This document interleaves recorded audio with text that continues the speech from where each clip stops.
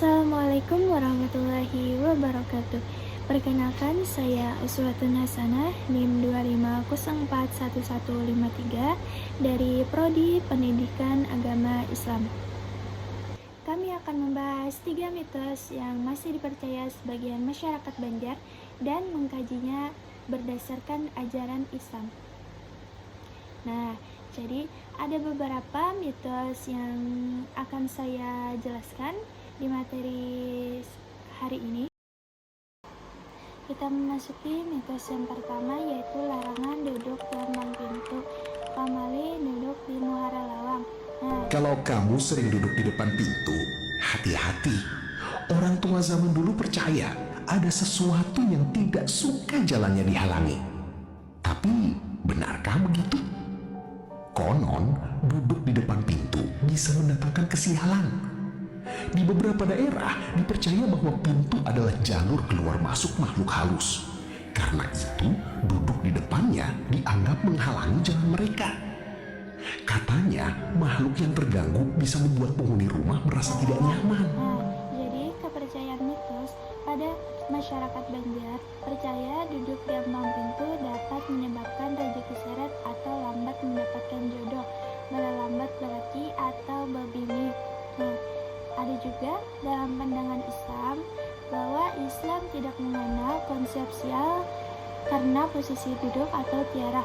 Namun esensi larangan ini sangat sejalan dengan ajaran Islam mengenai adab dan sopan santun.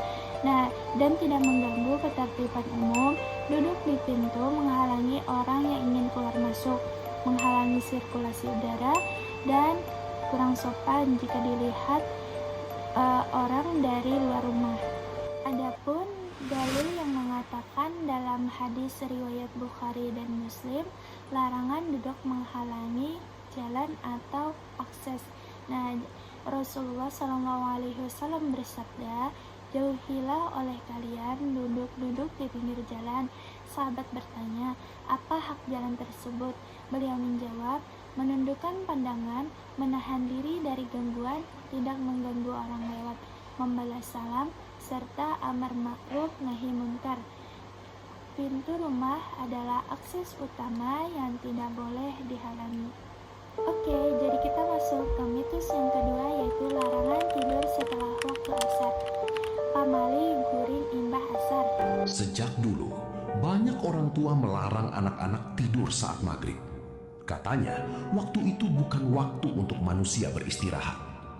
Konon, saat matahari tenggelam, batas antara dunia manusia dan dunia gaib menjadi lebih tipis. Karena itulah, banyak orang percaya makhluk halus mulai berkeliaran ketika maghrib tiba. Anak-anak dianggap paling rentan karena dipercaya memiliki energi yang masih lemah. Sebagian masyarakat percaya tidur saat maghrib bisa menyebabkan mimpi buruk atau gangguan gaib. Tak sedikit yang mengaku terbangun dengan rasa takut, sesak, atau bahkan seperti ketindihan. Jadi kepercayaan mitosnya dipercaya bisa membuat orang tersebut menjadi gila atau linglung saat tua, karena postur bisa gedean. Jadi pandangan Islamnya, secara akidah tidur setelah asar tidak otomatis membuat orang gila. Namun dalam Islam, waktu setelah asar hingga maghrib adalah waktu yang mulia untuk berzikir, produktif, dan bersiap ibadah. Secara medis, tidur di akhir sore juga mengganggu ritme sirkadian tubuh, menyebabkan pusing dan susah tidur di malam hari. Adapun dalil yang mengakan pada Quran Surah An-Naba ayat 9-11 bahwa fungsi waktu malam untuk istirahat dan siang untuk bekerja, dan kami jadikan siang untuk bekerja, dan kami jadikan tidurmu untuk istirahat, dan kami jadikan malam sebagai pakaian, dan kami jadikan siang untuk mencari penghidupan. Oke, kita masuk ke mitos yang ketiga, yaitu larangan keluar rumah saat senja atau maghrib. Pamali keluar rumah waktu senja. Di banyak tempat, senja bukan cuma tanda malam, tapi peringatan. Orang tua selalu bilang, jangan keluar rumah saat maghrib. tapi ada yang menganggapnya cuma mitos lama. Gang yang biasanya ramai, tiba-tiba terasa terlalu sepi. Anak itu mendengar ada yang memanggil, tapi tidak ada siapapun. Tidak semua panggilan ingin ditemui. Larinya dipercepat, napas mulai tak beraturan. Dan saat azan maghrib berkumandang, segala sesuatu berhenti. Ada yang ikut sampai depan rumah, tapi tak diizinkan masuk. Karena maghrib bukan waktu untuk berada di luar, dan tidak semua yang memanggil berasal dari manusia. Jadi, kepercayaan mitosnya, anak-anak dilarang keluar saat senja atau maghrib karena dipercaya akan disembunyikan oleh makhluk halus. Nah, jadi dalam pandangan Islam, mitos ini 100% selaras dengan hadis sahih Rasulullah SAW melarang anak-anak keluar saat matahari terbenam, karena pada waktu itulah setan dan jin berkeliaran. Adapun dalil yang mengatakan dalam hadis riwayat Bukhari dan Muslim, Rasulullah SAW bersabda, "Jika malam datang menjelang atau kalian berada di sore hari, maka tahanlah anak-anak kalian di dalam rumah, karena setan berkeliaran pada saat itu. Jika telah berlalu sesaat dari waktu malam, maka lepaskanlah mereka dan tutuplah pintu-pintu serta sebutlah nama Allah."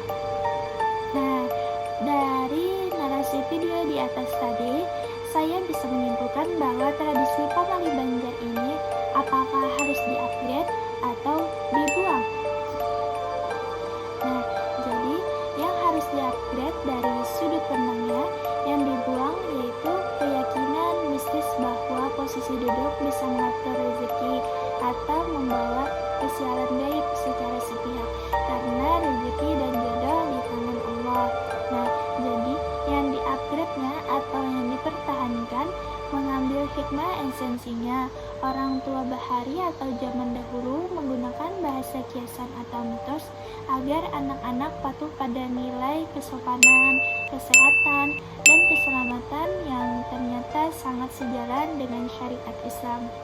Oke, terima kasih. Saya akhiri video saya hari ini. Wassalamualaikum warahmatullahi wabarakatuh.